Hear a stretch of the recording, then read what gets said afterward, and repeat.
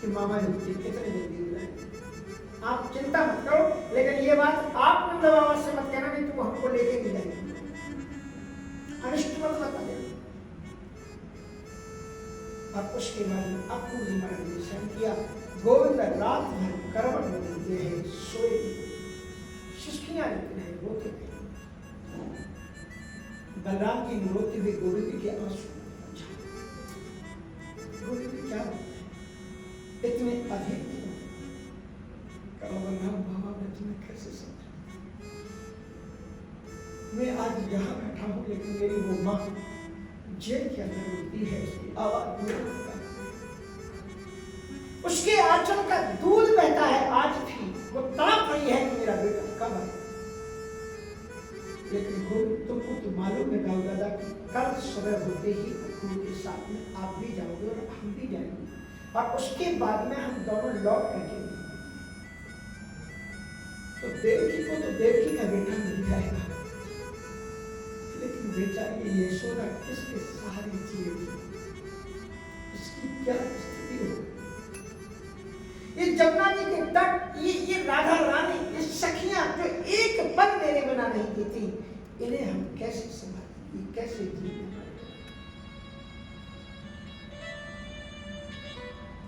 मुझे उनकी याद आती है। दाऊद दादा ने समझाया कि कल हमने सुबह हुई, श्री कृष्ण और बलराम ने स्नान किया, कपड़े पहने। मैया यशोदा को यह मालूम था कि नंद बाबा को जाना है मथुरा, लेकिन कृष्ण बलराम को भी जाना, ये बात तैयार नहीं था। उन्होंने सोचा मैं पहले अपने लाला के लिए पहले मैं माखन निकाल करके रख लूं, तो फिर इनकी तैयारी करके मुझे देनी पड़ेगी। पहले सबसे पहले वो अपने लाला की तैयारी, इधर वो माखन ढूंढ रही थी। गोविंद आ गए, और आज गोविंद जब आए तो रोज जब आते थे तो आते से ही निपट जाते थे, माँ को परेशान करते थे, लेकिन आज कृष्ण और बलराम दोनों कपड़े पहन करके खड़े हुए। मैया यशोदा ने लाला की ओर जब देखा तो उसकी आंखों से टप टप करके आंसू गिर रहे थे। मैया यशोदा के हाथ से मथा नहीं छोड़ी। लाला क्या बात है, तू उदास? श्री कृष्ण और बलराम ने मैया यशोदा के चरणों में नमस्कार किया, प्रणाम किया। मैया हम दोनों भैया बाबा के साथ में मथुरा गए हैं, अगर हमारे आने में विलंब हो जाए तो अधीर मत होना, और जाने हरियाणे में हम दोनों भाइयों से कोई गलती हुई हो तो आप क्षमा कर लेना। यशोदा ने कहा कैसी बातें करता है, मेरा लाला है, तू मेरे जिगर का टुकड़ा, मेरा तू प्राण है, मेरा तू जीवन धन है, मैं तो तेरे बिना एक पल भी नहीं रह सकती। किसने कहा तू जाए? नंद बाबा को जाना है तो जाए, सारी गोकुल के लोगों को ले जाए, लेकिन मेरे कृष्ण और बलराम को ले जाने की जरूरत नहीं। इधर महाराज मैया यशोदा रो रही है लाला को अपनी गोद में लेकर के, और इधर बछड़ों को, गैयों को, कामधेनु को, श्यामा को, कपिला को, मधुकुंडल को, गायों को पता लगा, गाय खूंटे उखाड़ करके रस्सी से भागती हुई चली आई। एक और मैया के आंखों से अवसेक हो रहा है गोविंद का, दूसरी तरफ गायें उनको चाट रही हैं और उनके आंखों से टप टप करके आंसू गिर रहे हैं कि तुम्हारे बिना नहीं रह सके। छोटे छोटे बछड़े अपने नन्हे नन्हे सींगों से लाला को कुरेद रहे हैं, उनके पीतांबर को दांत से पकड़ करके पशु कर गिरा है, मत जाओ, तुम्हारे बिना हम नहीं रहे। ललिता, शाखा, चित्रवली, राधा, सारी सखियां आकर के अथाई में खड़ी हो रही हैं, खंबे से पकड़ पकड़ करके अपने से। गोविंद ने मैया को प्रणाम किया, राधा रानी जी के पास आए, ललिता, विशाखा, चित्रावली सब सखियों के बीच में आए। श्री कृष्ण ने प्रणाम किया, कहा राधा रानी जी आप सब सखियों को प्रणाम करते हैं, आपने जो हमें निस्वार्थ भाव से अनंत प्रेम दिया है, इस प्रेम को हम कभी भी विस्मृत नहीं कर सकते। और राधा रानी जी इतनी हम बात कहते हैं कि दुनिया में जब भी निष्काम प्रेम की बात होगी तो तुम्हारे प्रेम की ही चर्चा होगी, तुम्हारे प्रेम की तुलना में किसी का भी प्रेम तोला नहीं जा सके। लेकिन राजा रानी जी, आप तो जानती हो कि व्यक्ति के जीवन में प्रेम ही सब कुछ नहीं होता, कर्तव्य भी होता है। और जो सच्चे प्रेमी होते हैं वो अपने प्रेमी को कर्तव्य पथ पर बढ़ने के लिए सहारा होते हैं, आगे बढ़ाते हैं। तो मुझे संबंध कि हम कर्तव्य पथ पर चल सके, जिस काम के लिए धरती पर आए हैं उन कामों को संपादित करें। रोती हुई सखियों को, सहेलियों को, गायों को, बछड़ों को संभालो। इधर मैया रोती, चीखती, चिल्लाती नंद बाबा के सामने आ गई। यशोदा बारी बारी दो आके, यशोदा बारी बारी दो आके।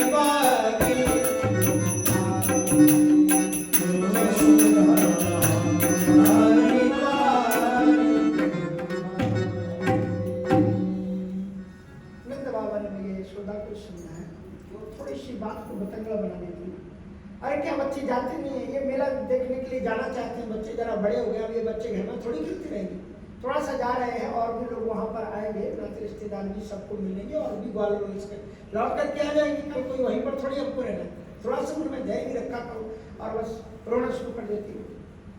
नंद बाबा ने अपनी बैलगाड़ी तैयारी की और जितने उपनंद आदि थे सबने अपनी अपनी बैलगाड़ियों को तैयार किया और वो मथुरा के लिए अपनी अपनी शक्तियों में जरूरत की सामग्रियां रख करके वहाँ से चले। पर कृष्ण और बलराम को रथ पर बैठ करके जाना था, क्योंकि अपूर्य के लिए स्पेशल रथ लेकर के आए। इसलिए गोविंद उस रथ पर बैठे। रथ को चारों तरफ से ब्रजांगनाओं ने पकड़ लिया कि नीचे सो गए। अहो विधातस, ब्रजांगनाएं रोते हुए विधाता से कहते कि अहो विधातस तव ना क्वचित् दया संयोज्य मैत्र्या प्रणयेन देहिनः तांश्चाकृतार्थान् विवरञ्च पार्थिकम् विप्रेरितं देवभक्तिचेष्टितं यथा। हे विधाता, तुम बड़े निष्ठुर हो। तुम्हारी करतूत तुम बच्चों की तरह है। जो बच्चे सुबह जब खेलते हैं तो मिट्टी को पा जाते हैं, मिट्टी से खिलौने बनाते हैं। अमेरिका में तो मिट्टी एक गजब की मिलती है, खूब बनाओ और बिगाड़ो। भारत में बच्चे खेला करते हैं, खिलौने बनाते हैं बच्चे, सुबह बनाते हैं और शाम तक बच्चे खुद ही तोड़ देते हैं। ऐसे ही है विधाता, तुमने पहले गोविंद से हमें पहले जोड़ा और जब हमारा प्रेम पड़ा कथा पर पहुंच गया तो अब तुम हमें बिछोए भी रहे हो, हमारे प्राणों को भी रहे हो। अहो विधाता तब न कुछ दया संयोज्य मैत्र्या प्रणयेन देहिनः तांश्चाकृतार्थान् विवरञ्च पार्थं विप्रेरितं देवभक्तिचेष्टितं यथा। एवं ब्रुवाणा विरिहातुराभृशं, इस तरह से ब्रजांगनाएं रोती रोती चीखती चिल्लाती गोविंद ने उतर करके उन्हें बनाया। मैया यशोदा ने चलते चलते एक कलेवे की एक राशि टोकरी बांध करके दी। गोविंद तुझे कहीं भूख लग जाए अपूर्वी तो मेरे लाला खिला देना, इसमें मैंने माखन मिश्री बांध करके दी। भगवान गोविंद हाथ जोड़ जोड़ करके सखियों को उठा करके रथ आगे बढ़ता है। सखियां वहीं पर खड़ी खड़ी गोविंद को देखती रहती हैं और जब गोविंद के मुखारविंद दिखना बंद हो जाता है तो उनका स्वरूप दिखता है, उसी को देखती रहती हैं। जब स्वरूप का भी दिखना बंद हो जाता है तो वो रथ को ही देखती रहती है और जब रथ का भी दिखना बंद हो जाता है तो वो जो ध्वजा लगी हुई है रथ के ऊपर में उस ध्वजा को देखती रहती है और जब ध्वजा का भी दिखना बंद हो जाता है तो जो धूल उड़ रही थी रथ से उस धूल को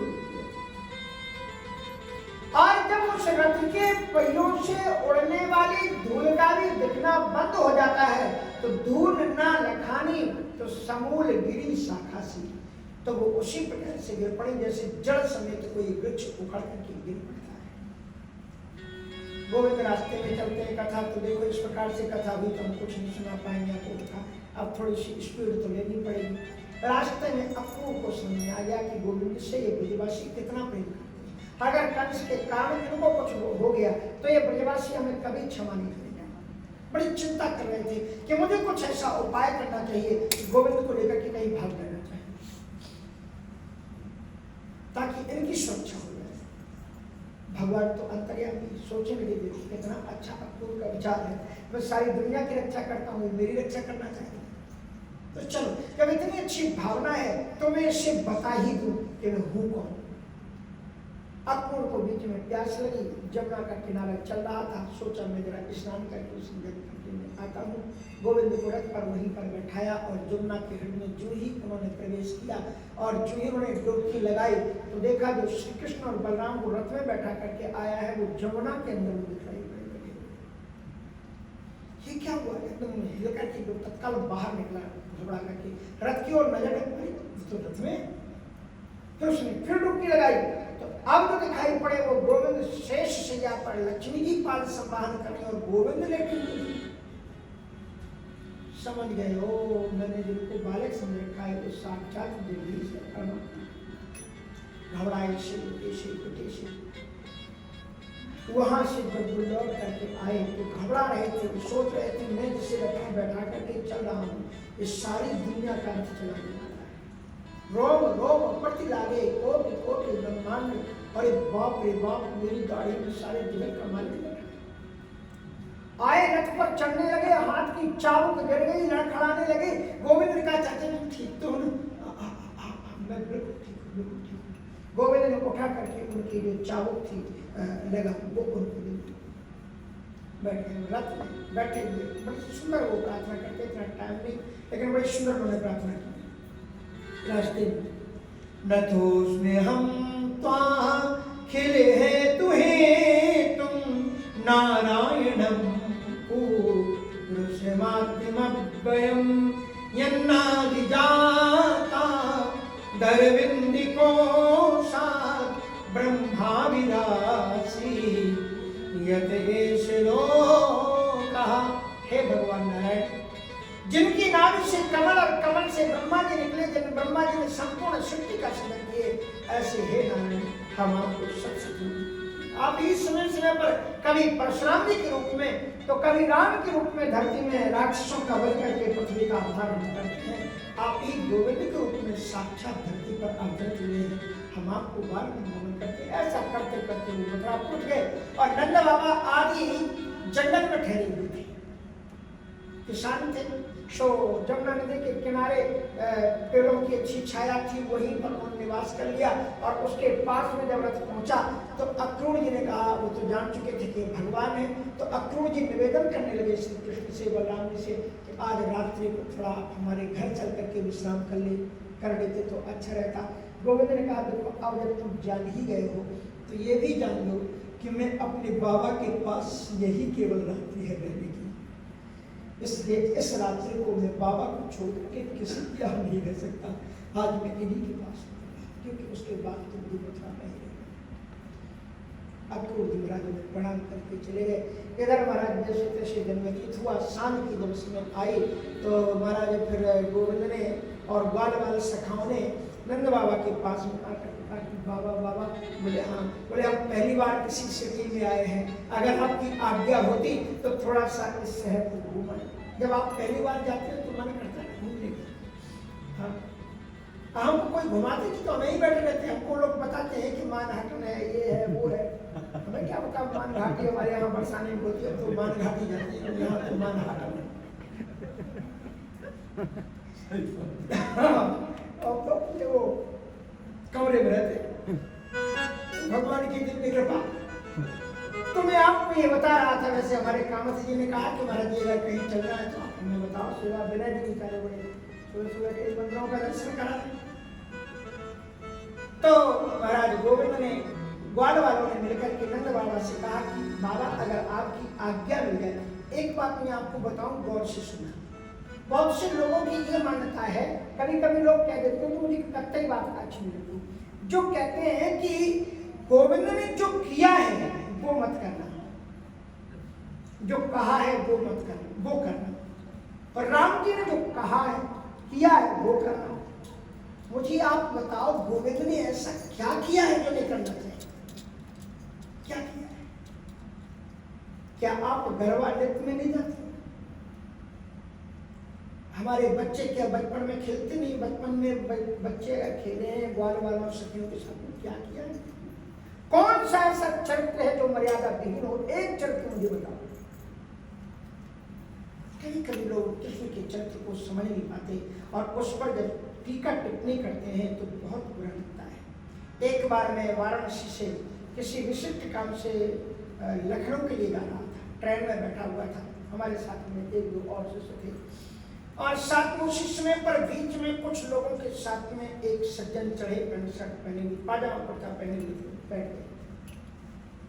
अब देखते ना वो खीरा को देखकर रंग बदलता है, खरबूजा को देख कुछ कहावत है, रंग बदलता।